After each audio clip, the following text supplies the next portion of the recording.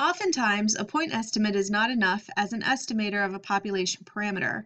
In this case, we compute a confidence interval estimate, which includes the point estimate and a given margin of error.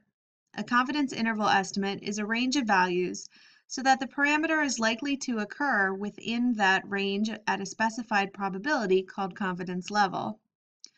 We would normally want a narrow confidence interval estimate, that is, one with a smaller margin of error and with high degree of confidence. So what determines the precision of a confidence interval estimate?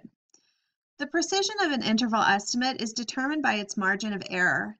The margin of error, in turn, determines the width of a confidence interval. Obviously, we want an interval estimate that has a narrow width, meaning an interval estimate with a lower margin of error. So what determines the width of a confidence interval? The width or the margin of error of a confidence interval is determined by three factors. They are the sample size, the variability in the population, and the desired level of confidence.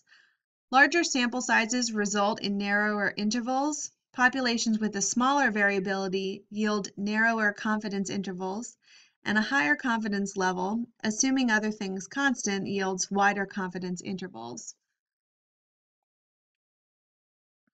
In the following slides, we'll see numerous examples showing how we compute interval estimates for population means and population proportions.